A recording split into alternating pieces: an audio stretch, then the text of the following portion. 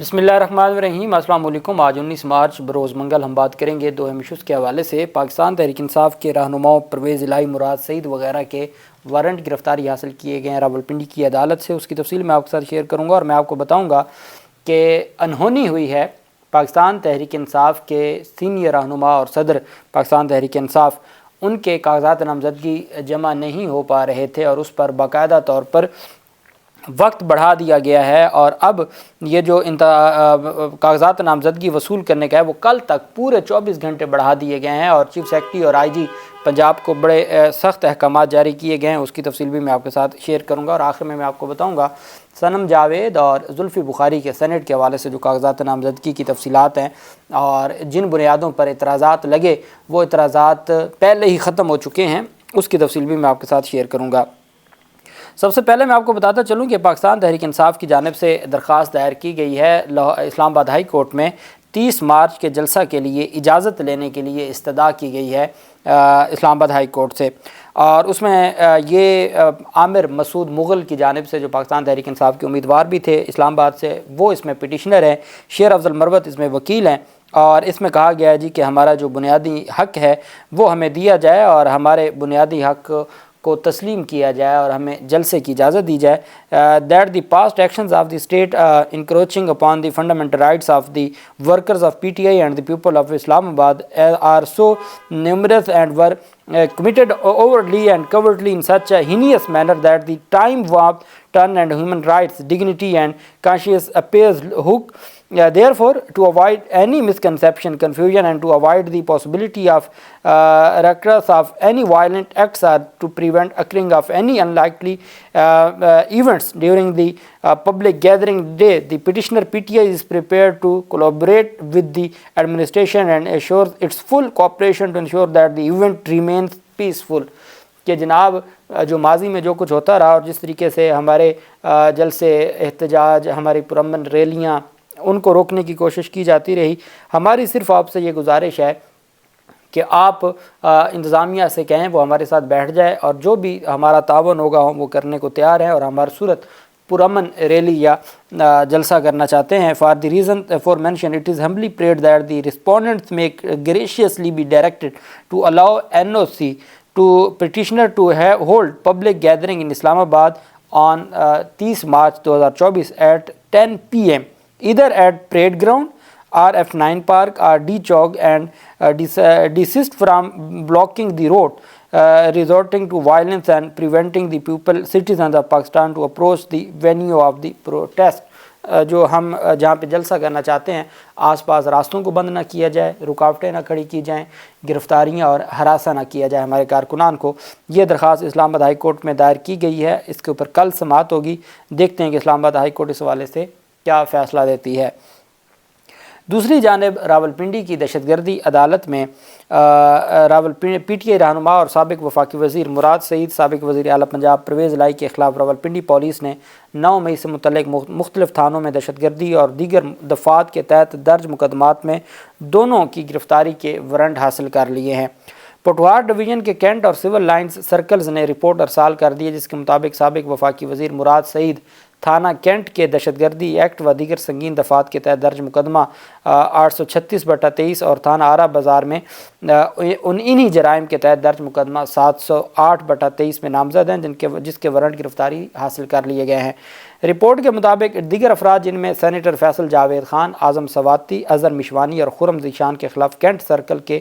5 تھانوں میں کوئی مقدمہ درج نہیں ہے۔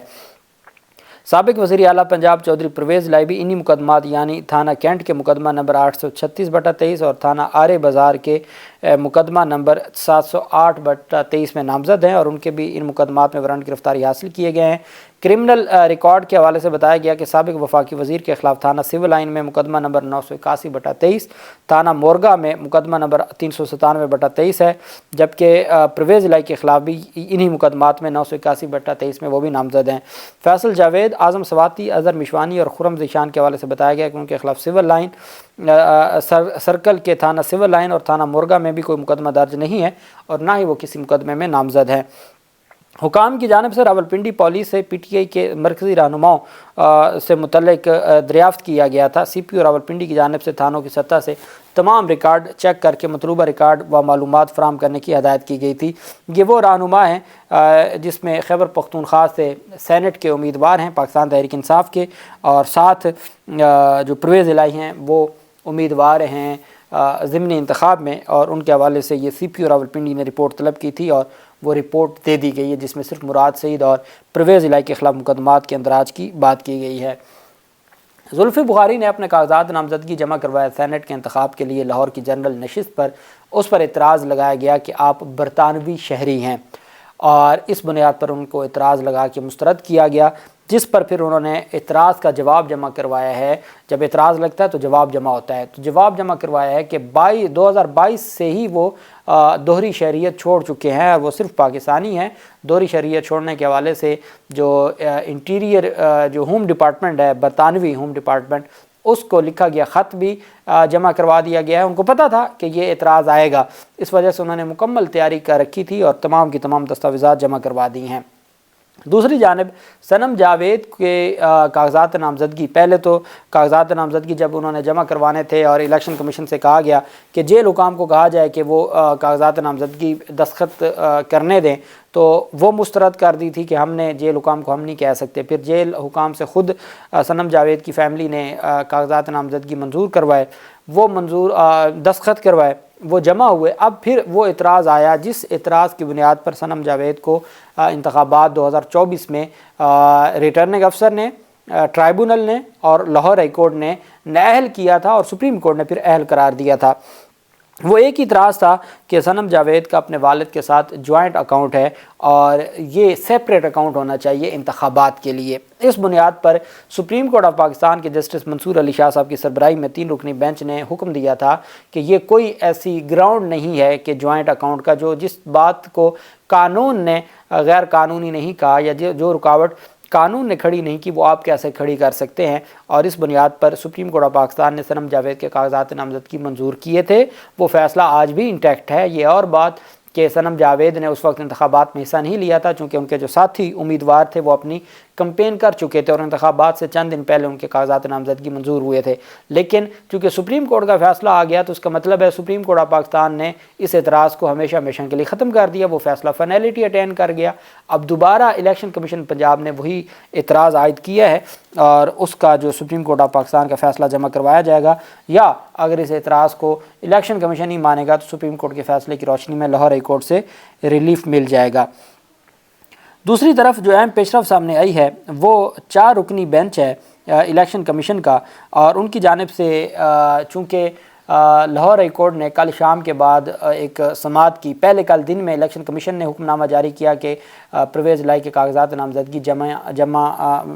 وصول کرنے کا حکم دیا تھا ریٹرننگ افسر کو، پھر نہ ہوئے۔ لاہور ہائی کورٹ میں گیا، لاہور ہائی کورٹ نے معاملہ پھر الیکشن کمیشن کو بھجوایا۔ الیکشن کمیشن نے 4 رکنی جو بینچ ہے، چیف الیکشن کمشنر کے علاوہ جو باقی 4 ممبران ہیں، انہوں نے فیصلہ جاری کیا ہے۔ And where as provisions of article,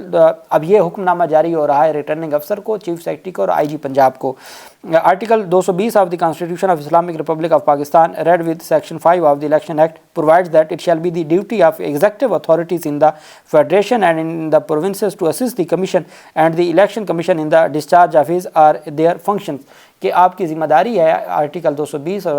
آئین کے اور سیکشن 5 الیکشن ایکٹ کے کہ آپ الیکشن کمیشن کی معاونت کریں۔ And whereas the commission in exercise of powers conferred upon in under Article 218 sub Article 3 of the Constitution of Islamic Republic of Pakistan and read with Section 58 of the Election Act 2017 and all other enabling provisions of law extend the date for filing of nomination papers till 20/3/2024 کل کے لیے for the petitioner complainants till office hours، کہ جو پرویز الہی اور یہ درخواست گزار ہیں، صرف ان کے لیے کل شام 5 بجے تک، جب تک آفس کا ٹائم ہے، ان کے لیے وقت کو بڑھایا جاتا ہے، کاغذات نامزدگی جمع کروانے کا وقت بڑھایا جاتا ہے۔ نو therefore the commission in exercise of powers conferred upon it Article 218(3) Article 220 of the Constitution read with Section 4, 5 and 8 of the Election Act direct the Chief Secretary Punjab and IG Punjab to facilitate the above mentioned complainants by providing security to them for submission of their nomination papers. क्या आप अपने nomination paper जब परवेज़ इलाही और उनकी family ने जमा करवाने हैं तो उनको बाकायदा तौर पर आप सिक्योरिटी दें. The returning officer is directed to receive the nomination papers and the complainants are also directed to immediately approach the returning officer for submission of their nomination papers. Office is directed to immediately convey the order of the commission to the Chief Secretary Punjab, IG Punjab, DPO Gujarat, DRO and RO Gujarat and the complainants of for compliance and necessary action. कि हर सूरत जो complainant है और बाकी हैं उनको आप ये hukamnama पहुँचाएँ. Election commission के लिए PP 32 के RO को कंट्रोल करना और अपने अहकामात जो मनवाना वो वाकई एक चैलेंज बन गया है. कल भी एक हुक्मनामा जारी हुआ, आज दोबारा हुक्मनामा जारी किया गया है. आज इलेक्शन कमीशन ने कागजात नामजदगी जमा करवाने का वक्त कल तक बढ़ा दिया है और चीफ सेक्रेटरी और IG पंजाब को हुक्मनामा से आगाह कर दिया और कहा है कि उनको हर सूरत आप फैसिलिटेट करें, सिक्योरिटी दें और उनके कागजात नामजदगी जमा होने दें. ये एक बड़ी डेवलपमेंट सामने आई है. इलेक्शन कमीशन का चारों मेंबरान का, चीफ इलेक्शन कमिश्नर तो पाकिस्तान में मौजूद नहीं है, तो चारों मेंबरान ने एक तगड़ा फैसला दिया है. अल्लाह पाक पाकिस्तान का हामी और नासिर हो. बहुत शुक्रिया. अल्लाह हाफिज़. पाकिस्तान जिंदाबाद.